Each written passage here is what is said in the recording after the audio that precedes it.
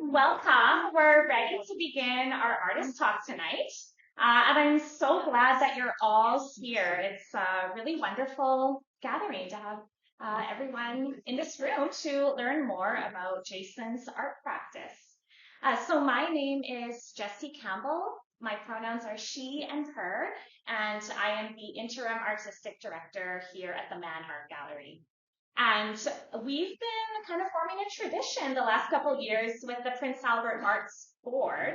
We are combining our resources to put on this artist talk, and we've been doing this for about 3-4 years. Every January, the gallery brings in a guest curator, someone who works in the arts, to design our annual Winter Festival art show and sale. It's a huge exhibition. There's continuously about over 150 works every year. And so we have to bring in people like Jason who can just put that show together in 2 days. So he's been very busy while he's here. We are really honored to do this work at the gallery, and I think I speak on behalf of the Arts Board as well. And we find it special to do this work here on Treaty 6 territory. To reflect on the histories of this place, the many peoples who have been in this place, but also to think about the contemporary characteristics of our community is really important to the gallery, to the Arts Board, and it shapes not only, I think, the type of art and programming we endeavor to do, but the way that we connect with and relate to one another. So very grateful to be living and working and playing here on Treaty 6 territory. And there's a number of folks actually in this room tonight who have been very generous in sharing with me personally as well what it means to be on this treaty land. So thank you. I think about being on treaty territory and relationships with land and history and people as something that's also very present in Jason's practice and the ways of thinking that go into his work. So I look forward to hearing more about that in his talk. And I'm not going to go into too much detail about his biography because I think you'll be learning more about him as he goes through the images and talks about his work. But I'll give you just a brief spiel. Jason was born and raised right here in Prince Albert, and there's a lot of his family here tonight, which is really lovely. Currently, he lives and he works in Toronto. He teaches painting and drawing at the Ontario College of Art and Design, but he also works as a curator and as an educator. And as I've come to know Jason, and I think we first connected like in 2014 or so, so it's been a while. I've just really been struck by how all of his work is rooted in that community and looking at historical communities, but also the communities that are present throughout our country right now. And in particular, he does a lot to support and advance contemporary Métis art practices, which I think is really remarkable. And as a strong Métis two-spirit voice in the art world and in this country, I can see how he's done a lot to uplift the work of numerous contemporary Métis artists. So I thank him for that, and I think he'll be going more into that as well. And in fact, while he's here in Prince Albert with us, he has been doing numerous workshops and mentorships in the community. So we're really happy that his experiences and his knowledge can be shared. So thank you, Jason. I would also like to thank the numerous funding bodies who support the gallery, the Arts Board, and who allow us to open our doors and have gatherings and artist talks like this.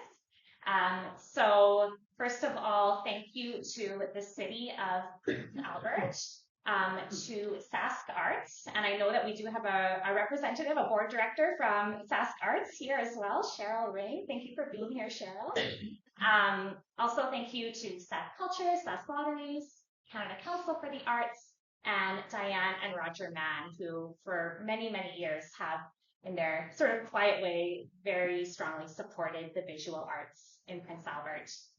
And I also want to thank the sponsors of the Winter Festival exhibition here at the gallery, Lake Country Co-op and Northern Lights Casino, because without their support, we simply would not have been able to bring Jason in here and spend almost 2 weeks here with us in Prince Albert. There's one more person I would like to point out, the chairperson of the Prince Albert Arts Board, Adriana Garreau. And the Arts Board is providing some delicious treats, beverages tonight. So anytime you like, feel free to go and refresh yourself with some treats there. If you need to use the washroom, there's a couple down the hallway here as well. So feel free to make use of that throughout the talk. I think that's everything. So without further ado, please join me in welcoming Jason Baerg.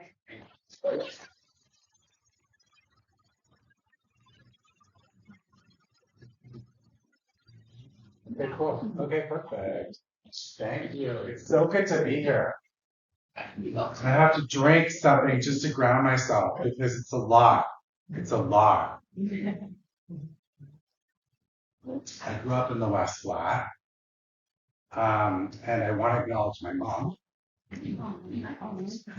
who's traveling from Ontario as well. Oh, nice. And she has just been a phenomenal force. She's a great grandma, and she's raising a 3-year-old with my niece. So she's given up a couple of weeks to come and be here with us. So I'm really grateful to her.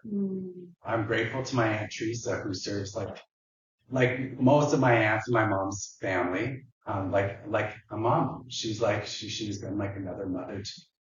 And sitting beside her is Wanda, my cousin.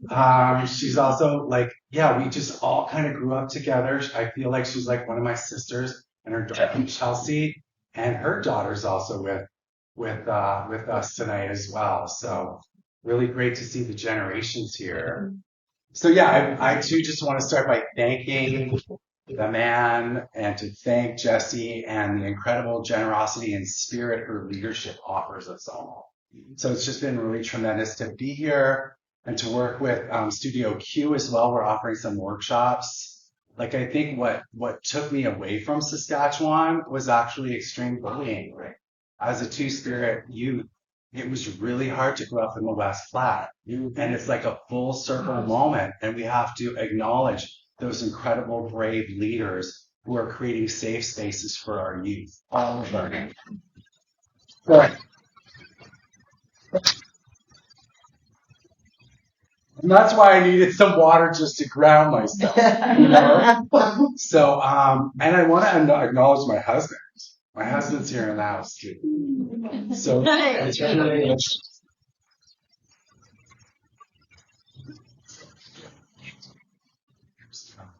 and actually, this image, when I think about everything I love in the world, it's brown toast. I think I'm happiest in the summer or on the beach with my toast, toasty brown. This was taken just around COVID. So during COVID, I was in Mexico, and I decided that I would not get back on that plane for that extreme lockdown, that I would just stay and I would teach remotely, and that's what I did. And that's actually when I met Tony. So yeah, so another reason why I think this is a really interesting image that kind of speaks to who I am is I'm a colorist. I'm a very interdisciplinary artist, and I think it's really color that works through me, and that's really what I focus on through my practice. I'm a colorist. Yeah. So I was 45 when I did my master's degree. Yeah, come on in, find a chair. Get cozy. Lindsay, would you like a chair too? There's something up front. I'm not leaving. So I do come from a strong Métis family. I come from a very strong Métis family. When I was 45 and I did my master's degree at Rutgers in New Jersey, I would get up and I would do a land acknowledgement, and they would look at me with cross-eyed. They had no idea what I was speaking to when I would acknowledge the Lenni Lenape.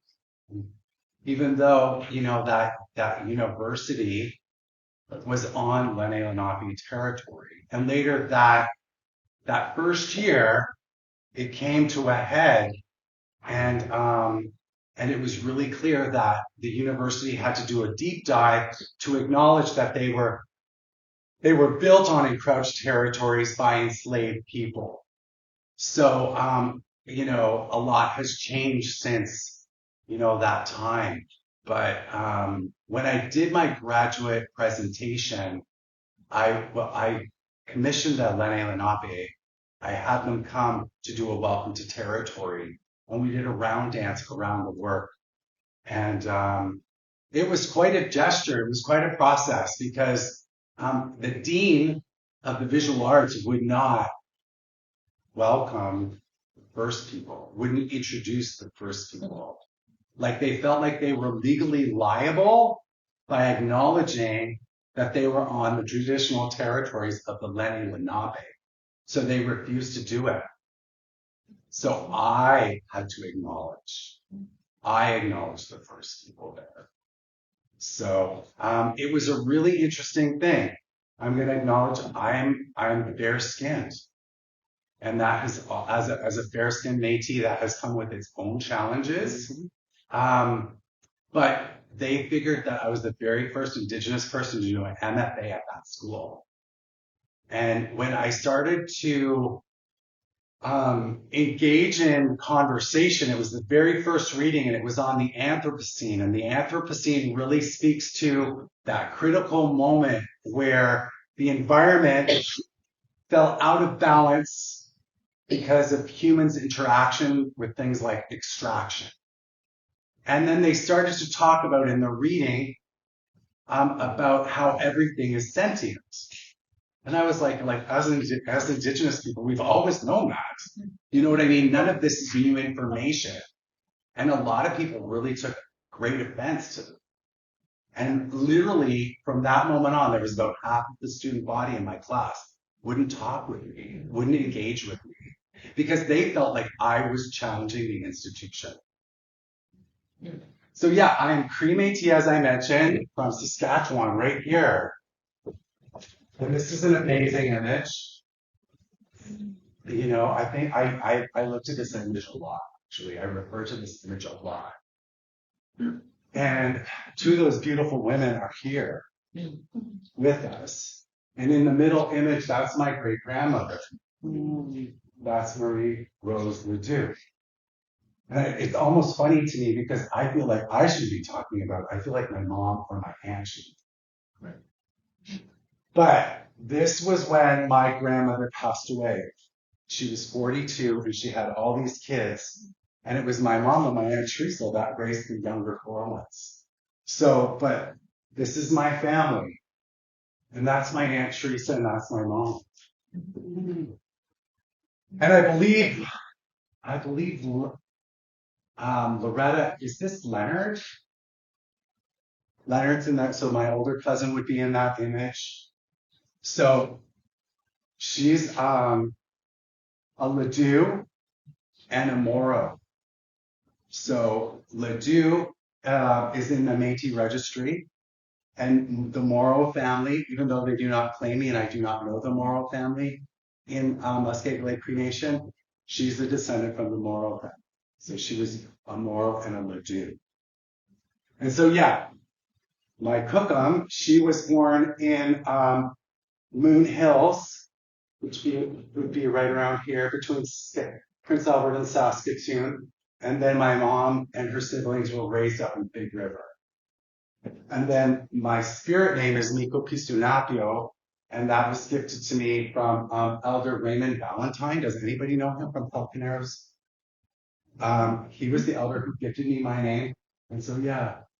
And that means Red Thunderbird.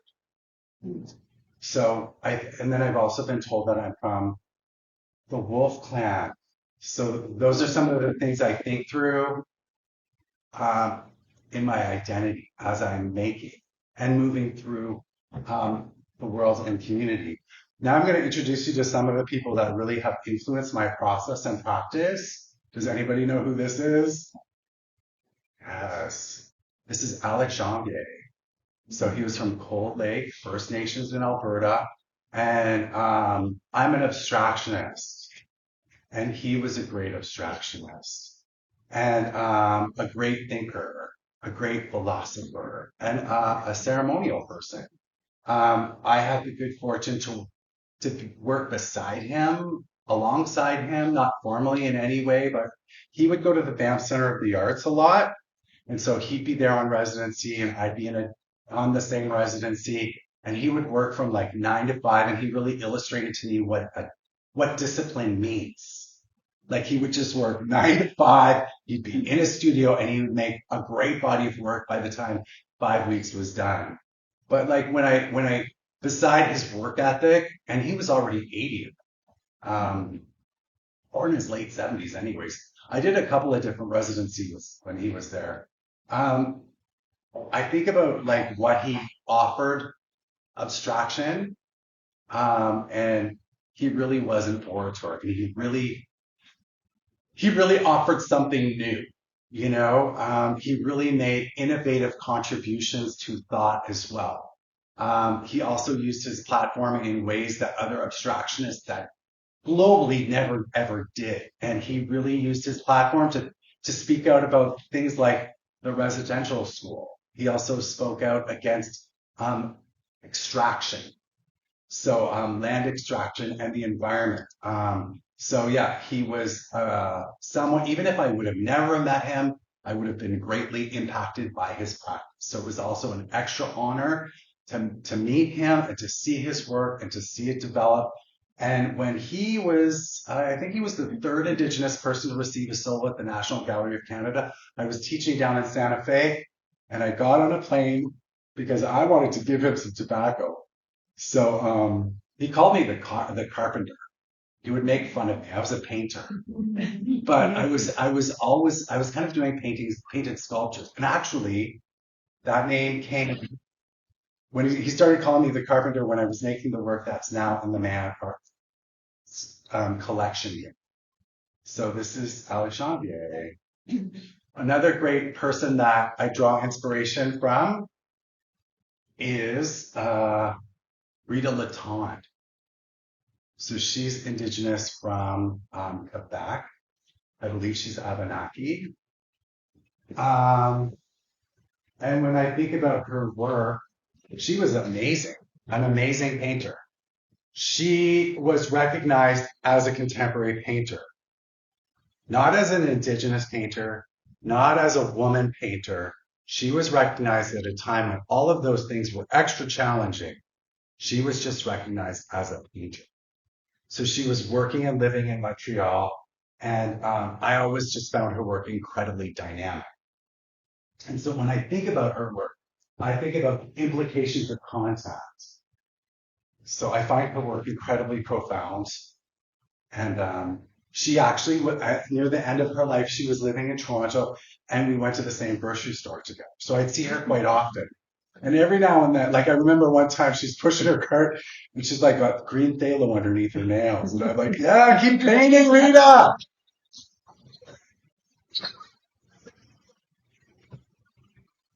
Shops. We're giving workshops in community. And I've really embraced these notions of Indigenous futurities. Like I really like that breathing space where we get to build. We're implicated in the outcomes of our lives. We're responsible to what happens. You know what I mean? So there's this great opportunity for us to build collectively. And sometimes we haven't talked about it yet, but I like that prompt where it's like creatively you allow yourself to like really go there. Like the fantasy is free. There's no budget in the fantasy. You get to have whatever you want. You know what I mean? And so like I think about all of those things sometimes in retrospective as to how the fantasy has been free and I've been gifted a lot. So that's my mom in front of my work with some of Rita's work. You know what I mean? It's just like the dream has been realized. Like, and there's so many more to still have. And does anybody know who this is? So his spirit name is Copperthumb. Does that help you out? Anishinaabe painter. So yeah, this is the great grand shaman of the Anishinaabe, Norval Morrisville. So he would have been the very first to receive a solo at the National Gallery of Canada in its 141-year history. He was the very first to be given that honor. And when that happened, the work went on tour. And I was working for the Center of Indigenous Theatre in Toronto, and Greg Hill, who curated that program, he called me up and he said, Jason, Norval would like to go to his solo at the Smithsonian in New York. Can you drive him? And so I asked my boss, and they gave me permission to drive Norval down. And it was really awesome. And I don't know if anybody knows their history, like Norval's history, but like, you know, he had an incredibly powerful, but also challenged life. He had a very full life. And, you know, the healthcare practitioner who was there caring for him really just kind of wanted to wheel him into the Smithsonian very quickly, you know, to do the little hello and then wheel him back out and take him back to the hotel. And I felt him differently. You know what I mean? Like I was like, I think it was because I'm an artist. Maybe it's because I'm too spirited, but I felt like he didn't want to be rushed out. He didn't want to be rushed out. He wanted to see every single one of those works. You know what I mean? So we wheeled him through that installation and we took the time that he needed for that show. And I'm really glad that's what happened because 3 weeks later, he left on to spirit world. And I think about some of the great contributions that he has left to us. This was a gift to the country. And it's the largest work he ever made, and it's called Androgyny. And that work, if it would have been an inch wider or an inch taller, it wouldn't have fit in the largest wall at the Smithsonian and would not have traveled. So, yeah, I have various relationships to this work as well. The very first solo I ever had outside, was at the Indigenous and Inuit Art Center in Gatineau. And this work hung above my work because that little gallery space was made with partitions. So I had no idea at the beginning of my career how much of an impact this composition, this artist would have on me. But I love it. As we noted, he's Copper Thunderbird. And I was gifted the name Red Thunderbird. And when I was gifted that name, humbly, I'm so grateful to have it. The elder said, I feel Norval's presence with us. And your name is here. Do you want it? And that's when I was gifted.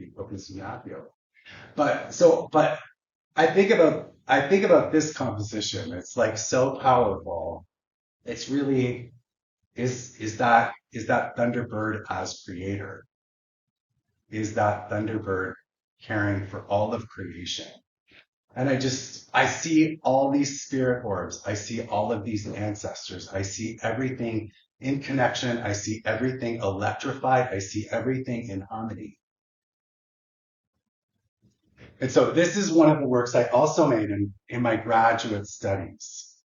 And I see spirit orbs. I've kind of found my own voice. You know what I mean? But I'm still talking to similar things, different ways. But yeah, to me, this is my interpretation of a spirit orb and connection. My grandpa Jack, he was a hunter and a trapper up in Big River. And so, yeah, the organ really speaks to the hunt. And I also think about other professors that had impacts on me, who were dealing with the highest complexities in two-dimensional resolution, and that is, or resolving collages. So when I think about collages, they are usually very complicated to resolve because you're dealing with image and image or image and pattern and lots of color. So this was my answer to resolving collage within paint. And so when I think about these two, I think about relationality, our connection to the earth, and how we serve as support mechanisms for each other. And that includes the animals that have sacrificed themselves through the hunt. So yeah, I'm kind of quickly moving through like 30, 35 years of practice.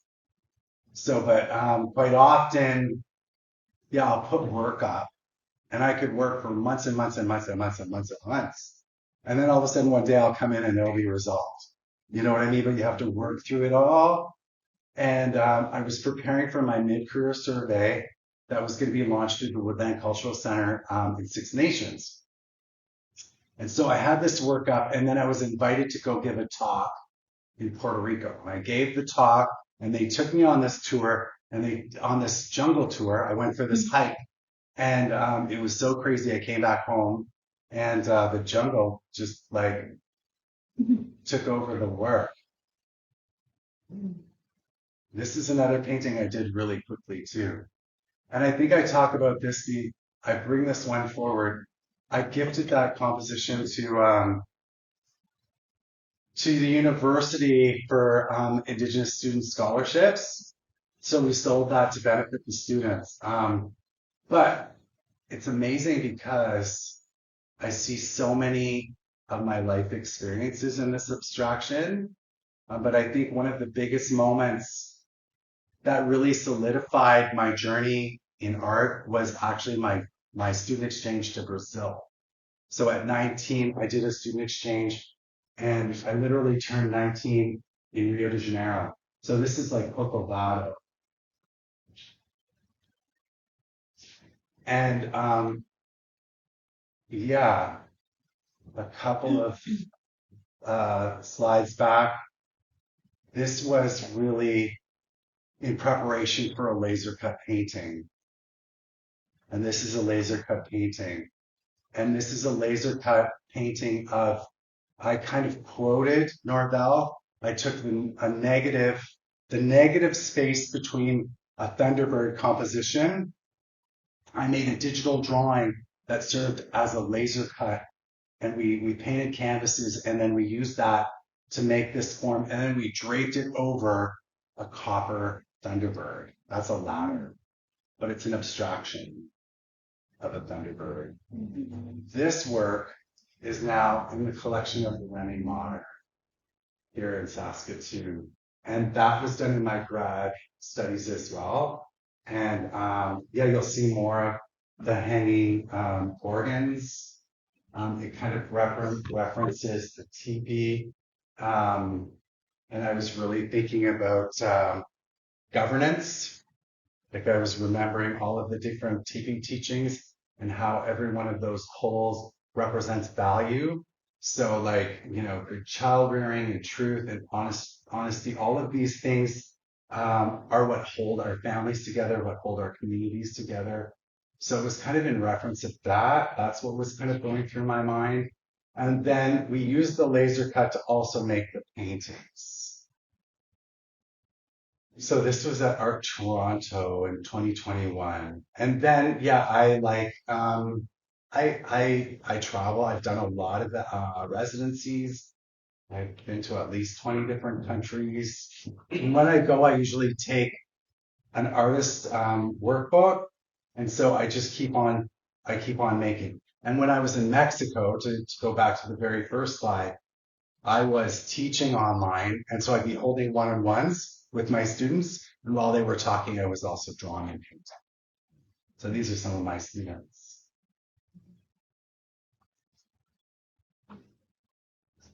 Just keep on pushing, keep on experimenting. And then we have a Métis sash. So yeah, I think like about terms, like, wow, how did you do, why are you doing that? Like your career doesn't make sense. Why would you jump into fashion? But I continue to make paintings. And I actually think about Wanda. She had a great pair of mufflers when we were kids. And I love the way that those things moved. Those little pom-poms. I was like, but yeah, I think about like, moccasins and storytelling and the power of material as well. So I bring these forward as references to inspiration as well. Like growing up in the West Flat in 1985 when it was dangerous for me to be two-spirited. There was a lot of attacks. We were in the police station when my mom decided that it was time for you to go live with your dad. But I was watching Jeannie Becker, Fashion File, and I was watching Tim Blanks, actually Jeannie Becker was Fashion Television, Tim Blanks was Fashion File. And does anybody know who this is? He's a potter now. Is he a potter now? He has, I think it's Canadian, like Canadian Throwdown. I just can't remember his name. This is actually the man that put the first black woman on the runway. This is Yves Saint Laurent. Oh. So his parents were Algerian, and his parents were pattern designers. So they would make patterns for fabric. So he grew up in Algiers, but he did great things. He did very political things, but he was also known as the king of color. So long guy. All good. I like that. I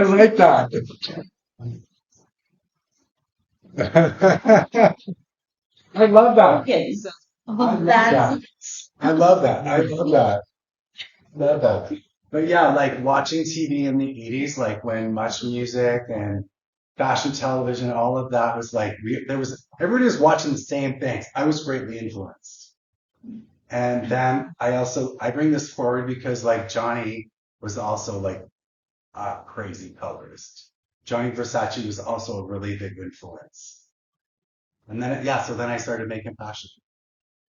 And so, this is an Anishinaabe performance artist, and he's from the same First Nations as Norval.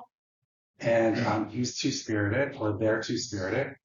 And the inspiration for this garment was red-tailed blackbird and spider. So I was thinking about the sky, and I was thinking about the land. And the garment is circular. And it's got 8 different places that it can be cinched with. So, which references the spider, 8 legs. So when you cinch them tight to the body, it would reference the spider. When you opened everything up, it would reference bird or sky. So, and this work did land in Lowe. Rianne Chartrand, Métis, now the curator for contemporary art at the ROM in Toronto. I bring that forward because, I'm very conscious of who we're promoting, or we're sharing the platform. She's also promoting me, you know what I mean? But I'm very conscious as to how we can amplify opportunities. And I'm really grateful that she was the one that programmed my work with Rita Laton when we saw my mom's age.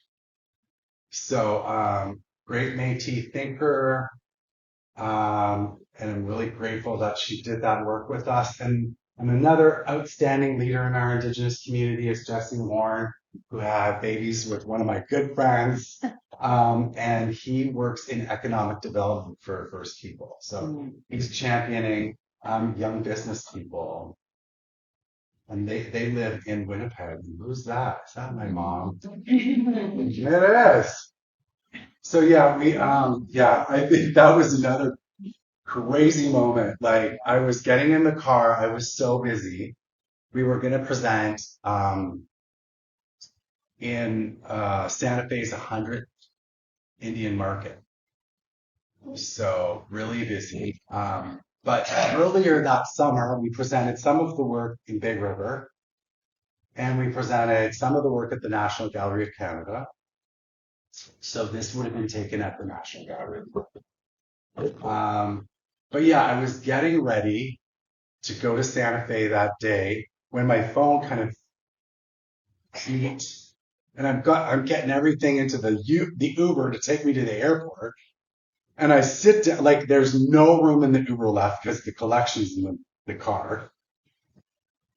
And I'm sitting in the front seat with this Uber driver when I look at this thing and I'm like, that's my mom. And I just started crying. I cried so much. And he's like, what's wrong with you? Should I stop the car? Like, what's wrong with you? And then I told him, And so I'm really grateful that I had that we had that happen. This is Dean Dory, and she also was teaching with me at OCAD University. She's the very first Black Dean of Design in the world. So she was a great supporter, a great ally. She really encouraged my career. So she was always willing and able to jump in there, to get involved in fashion shoots. She wanted to wear my clothes wherever she could. So that was great. And this has everything to do with Tony too. Tony came into my life because we started collaborating. He's a great tailor. So now I'm kind of committed also to fashion. So yeah, she retired, but it was really great to spend time with her. And then this is one of my fashion illustrations. You can definitely see how all of these things travel right through gesture. Like, I was talking the other day about how fashion is a spirit. It really is a spirit, and it moves and it's changing. But like when you hold it in your body, it is a posture. You know what I mean? It is a movement. And I think color shifts, I think light shifts, politics shift, all of these things shift, but fashion is a spirit. And so these are some of the looks that we showed a couple of years back at Vancouver Indigenous Fashion Week. And yeah, I was like, everybody's wearing a skirt. There's going to be no pants in this collection. So even the men wore skirts, which I mean is not really that transgressive. Like at one point, men wore skirts. Kilts are also masculine. So sometimes there's a little bit of gender conversation that occur in the work. These are some other things. I use a lot of horsehair. Horses are helpers. Like I'm really grateful to have done some healing work. There was a traditional Indigenous healer in Regina that did equine therapy, and one of my friends, First Nations, from Pie Pot, she was being treated for stomach cancer, and in one of her sessions, the horse was just like gnawing on her head, just gnawing away, and the healer was just like, take as much as you can. And she's like, but it really hurts. Just take as much as you can. And then the horse finished and then backed up and then rolled on the ground. And then the healer basically told her, the horse just removed something from you and returned it back to you. And today she's well. But I definitely believe in animal medicine. So yeah, I love horsehair. This is back to Rutgers University where I did my MFA. Yeah, it was really weird how I felt really strong about my work. Like I knew I was an okay artist. You know what I mean? Like I had every right to be there. But at that school, it was a very, very competitive school. Everybody gets a full ride. If you do not pass in your first semester, they could send you home. So this was that reading where I'd have to put up an installation and then the committee would review as to whether or not you would advance. So I put my work up, and Rutgers is in the flight path of Newark Airport. So a lot of airplanes go overhead. And then I would work in my studio until like 3, 4 o'clock in the morning. And then I'd go back to the dorm. But it would be really weird because it's so suburban. Like there's so many houses and also industrial. It's either houses or industry. There were tons of deer. There were like herds of deer.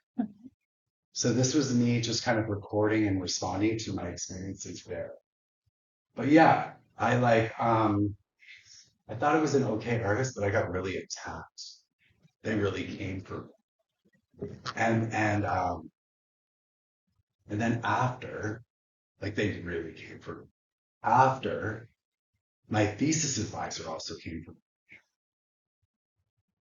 me. She came back after deliberations and then she sat down beside me and she was like, I'm sorry, I didn't realize you were Indigenous. And I'm like, you just spent 4 months with me? Weren't you listening? You know what I mean? Like crazy. So she apologized and I advanced. But I guess that was the turning point. Like somebody in the faculty said, hey, you know what I mean?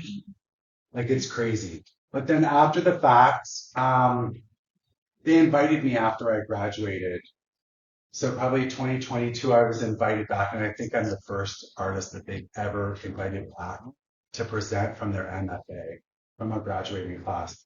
And one of them in 2012, that was the year that I had a lot of breakthroughs. And one of my breakthroughs happened while I was on residency at the Royal Melbourne Institute of Technology. And that was in collaboration with the University of Lethbridge, Alberta. So there was this call, I was selected and I did this residency, but before I went to RMIT is this incredibly awesome university.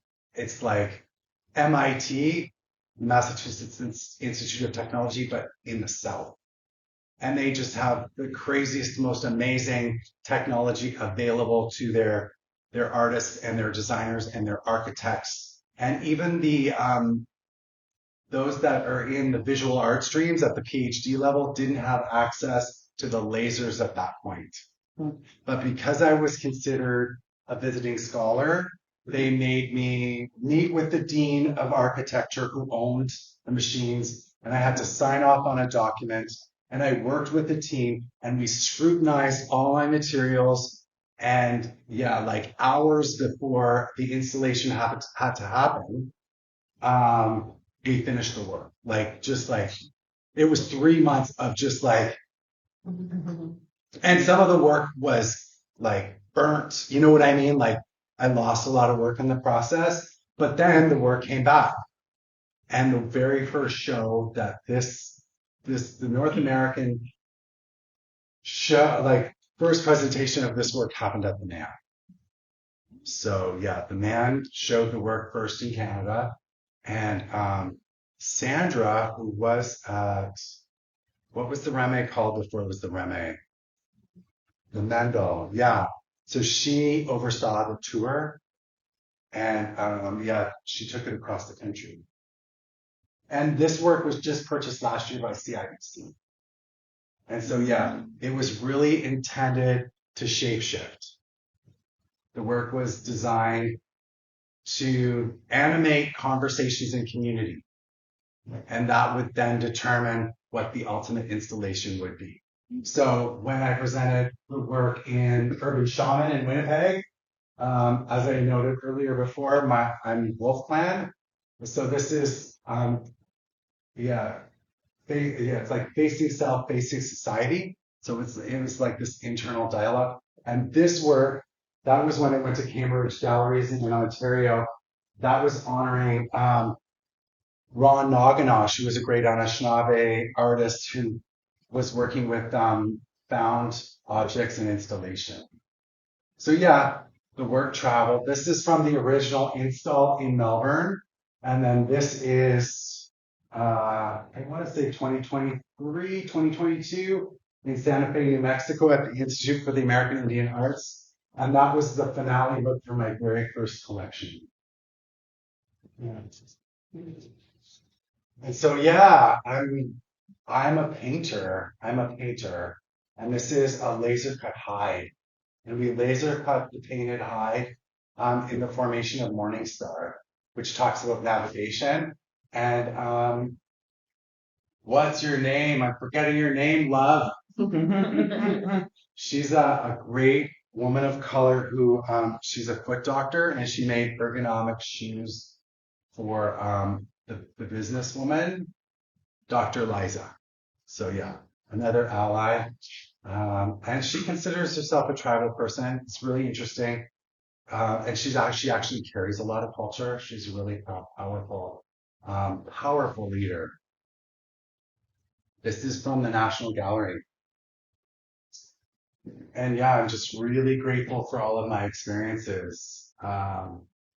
Jessie's in the middle. She's Métis. She's now commissioning at the film screen. Yeah, so she supports Indigenous storytellers through commissioning media.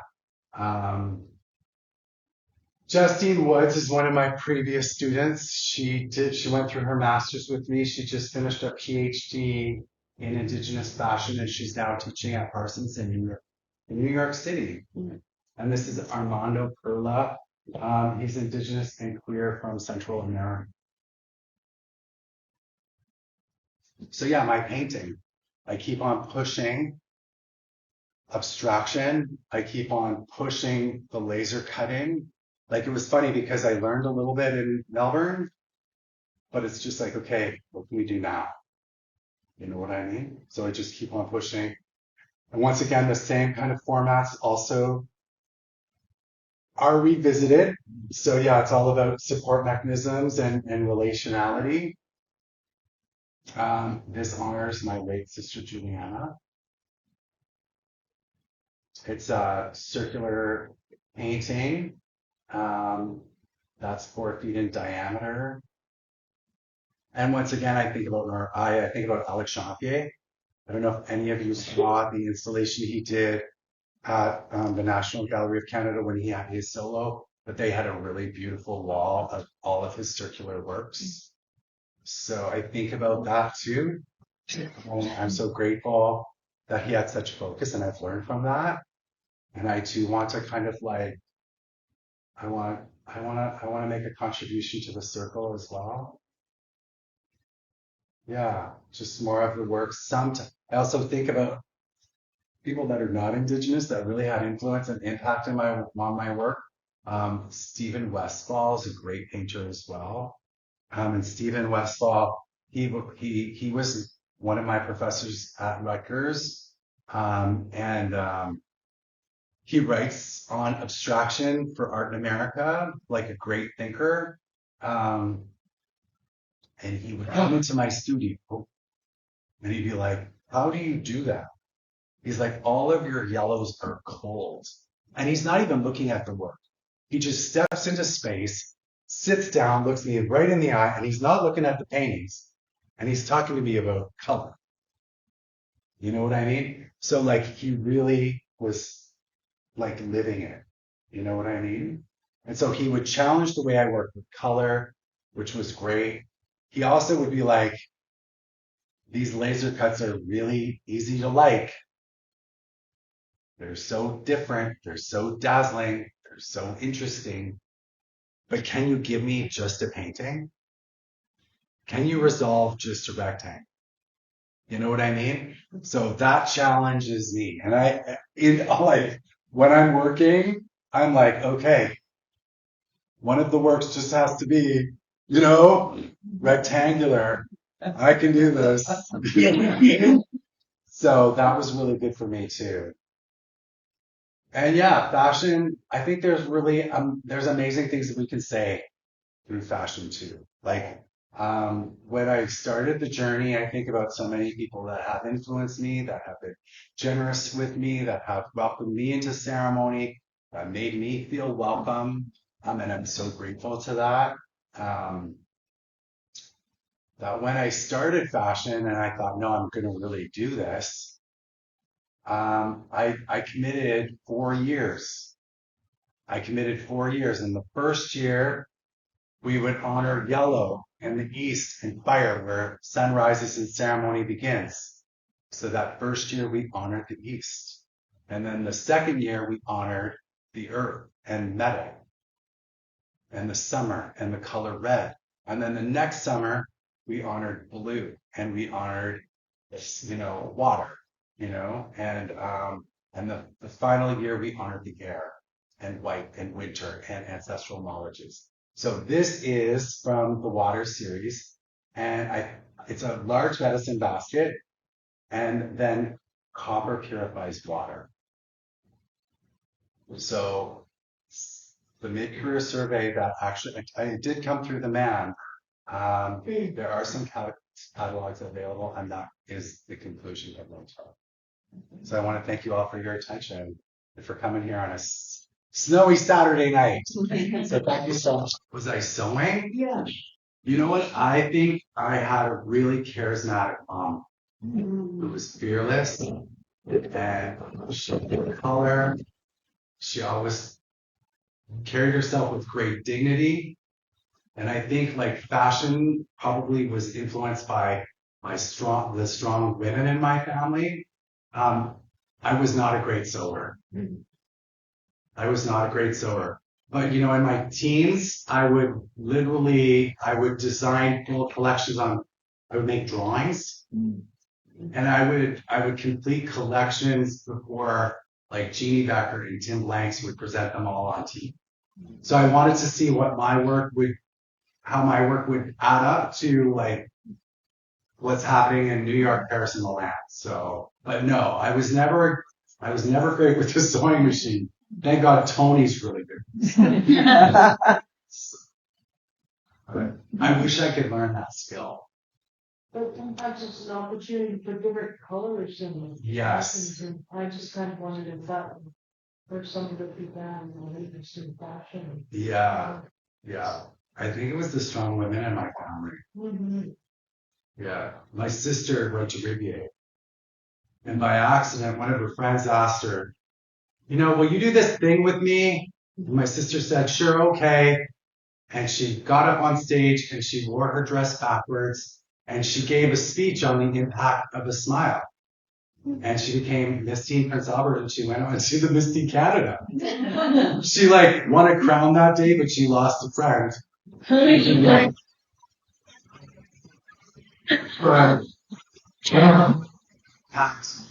started to understand the power of fashion in a real way. So I think that did have an impact on me. So to answer your question, I think, yeah, it's the strong women in my life that have had great impact and have led me into fashion.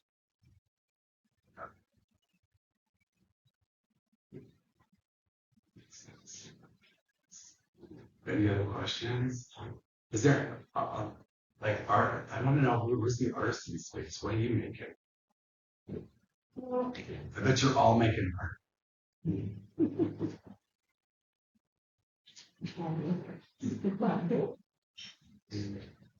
There's a lot of people in this room who have work that is an exhibition we're installing right now. So you've seen their faces. Yeah. Well, come up and talk to me about it. Like, yeah, I'd love to be involved in conversations around real world. I got a question. Yeah. Well, Howard, I'm from the First Nations, Métis First Nations is down the road. Yeah. And I've been coming to PA over the past few months, and I kept seeing that the name on the board there. It's this guy, Jason Baerg, and it's okay.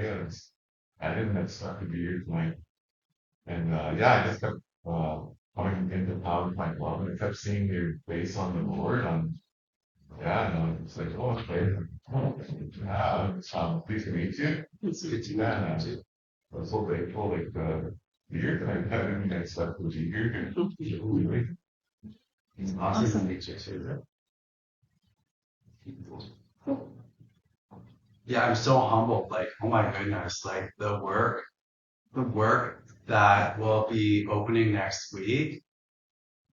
We should be so proud. The region has so many strong artists and it's so interdisciplinary. There's so much powerful work. There's so much here.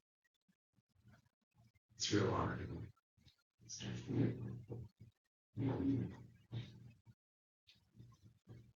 Do you have a favorite piece that you created?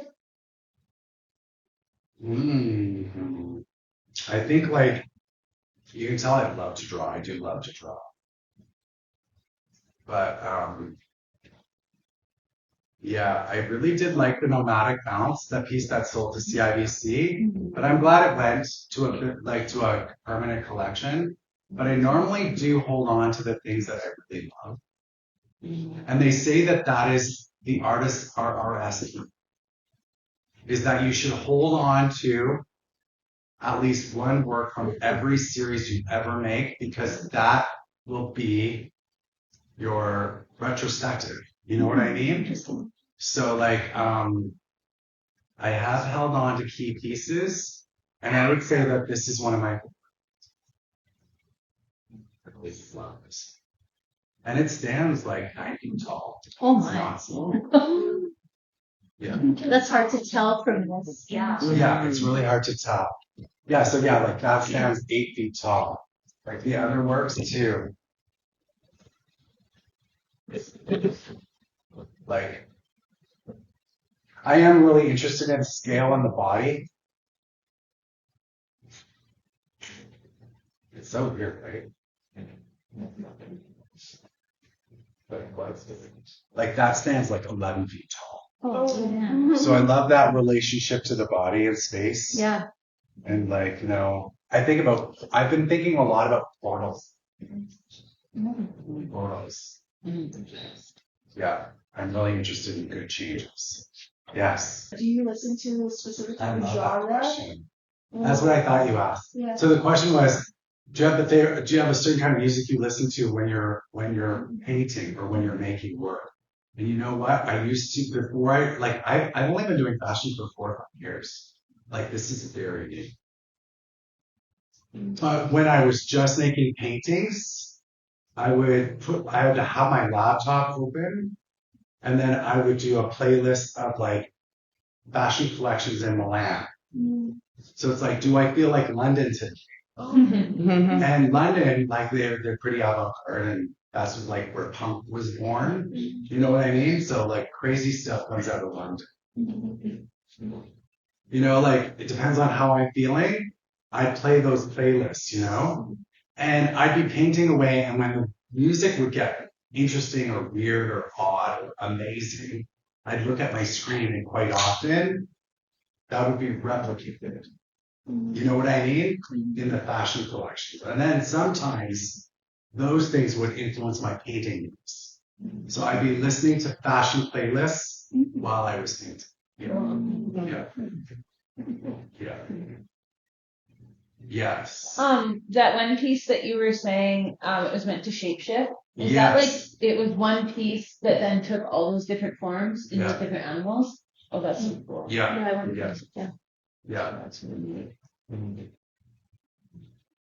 You didn't have the Thunderbird on your slides, right? Because when you were here, you had that big Thunderbird. Yeah. Just curious. Yeah. I love that configuration. That was a good one. Mm-hmm.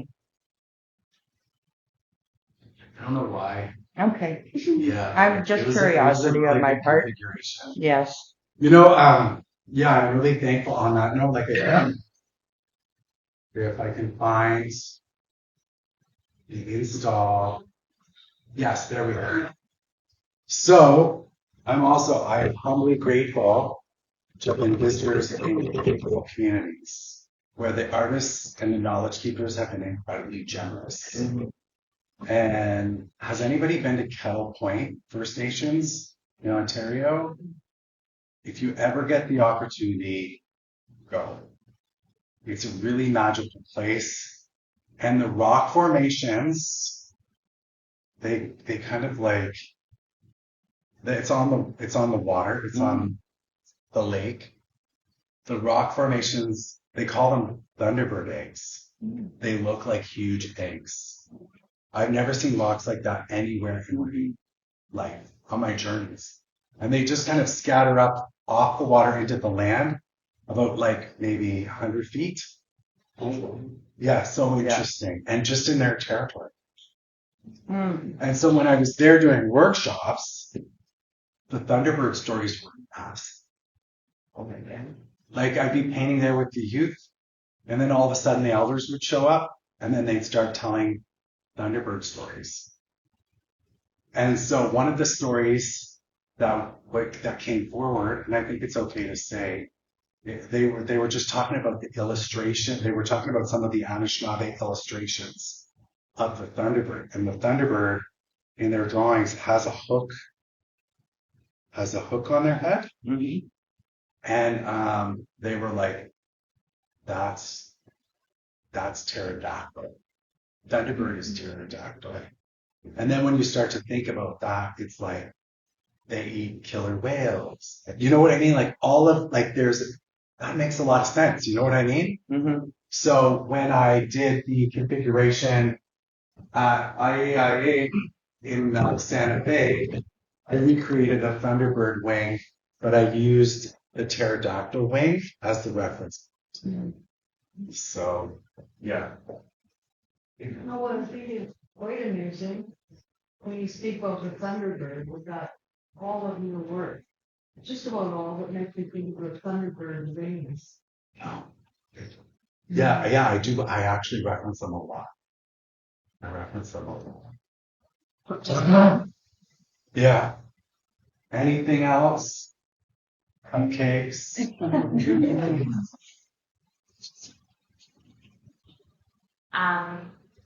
I think it's multiple canvases that are stacked. One is leaning against the floor, just below the other one's on the wall. I think that's a really interesting way of having the work exist, because it's, when you think of a gallery space and a painting, like just think it goes right on the wall, but to think of how people around it interact with it and how they come to it and then how it makes us look at it, it's really fascinating. So how did that come into your practice? I think like ask yourself this question. Everyone, like at what moment in your life did you feel most rebellious? You know what I mean? Because I'm sure we all go through it. You know what I mean? At some point or another. But I remember like there was a time in my life where I was really angry, and it was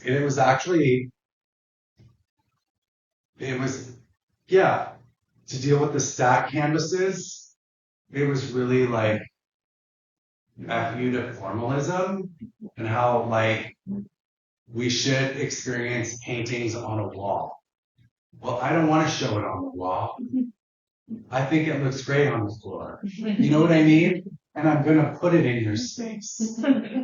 This big, high, holy place you call the gallery that has perfect white walls. And you know what I mean? It was kind of a transgressive, rebellious act. Yeah. That would have been early in my career. You know what I mean? And then there were other moments where like, even when I was installing nomadic bounce, when it came back from Australia and it was presented here at the Man, I was working with these big nails. They were like railroad spikes, like huge nails. And I'm like, that's what these things were suspended from. So it was really like kind of a transgressive, rebellious kind of like gesture, but it was also very exciting to look at and experience. Like I think other painters, other artists, other people that also just liked like visual art experiences were like, oh, that's a good move. Even if they didn't know that I was kind of being rebellious. Yeah. So yeah, that's where it first started. And I think about also, I'm grateful to Ryan Rice. So he's a curator from, his First Nations curator from Montreal. He was curating, I knew him in Montreal when I was doing my undergrad. And Ryan was working at the Friendship Center in Montreal. We were friends before he got his job at the Indigenous and Inuit Art Center in Gatineau. So he gave me that solo. So it was also like I had a friend who would allow me to be rebellious. You know what I mean? Mm-hmm. So I think that context was also important. So I think it's really interesting and also important to think about how are people going to engage with the work, right? Beyond the visual itself. What is the installation experience? And then so thank you. Yeah. I appreciate like also the collaborative nature of that work, like the laser cut work or installational work, like because I think of like Felicia Deirdre Gay, who's now at the Mackenzie, who's also from Cumberland House. She when my work finished when we brought the work back from from Rutgers. The work was presented at Saskatchewan, and she took the titles of the work, and we then blew the titles up, and we put it on the ground. So syllabics, the titles of the work were then grounded. So yeah, I thought that was a really powerful gesture, and I want to acknowledge her for that. And then I think through like our relationships with the curator and how those collaborations can be really beneficial to how we advance in our process. Yeah, so I'm grateful to that. Yeah. Do you ever like miss your work or get lonely for it when it's like far away and like, because like people talk about their work like traveling, and it's like it's your baby, and so I just wonder if you ever like, or after you sold the piece. I have a piece that's available to you right now that was bought early. I don't know if I want to buy it back, but maybe I should. And the work is titled 1842, and that is where we lived in the West. The name is street, but it was named 1842, and it's a little red house. It's a beautiful mixed media, 4 feet by 4 feet. But like, I'm also trying to retire. Yeah, I do miss the work. There's certain works that I'm like, oh, I shouldn't. But I didn't have a chance at that moment. I really needed the money. Yeah.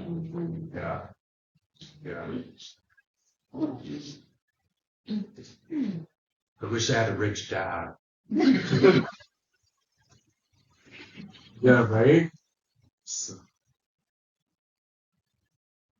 Well, I'd like to thank you all for a wonderful evening. It's just great to get together and talk about art and learn about different ideas and approaches in art, and especially, over a period of time, how they grow and how they inform one another. So huge thanks, Jason, for sharing more of your work and thought process with us.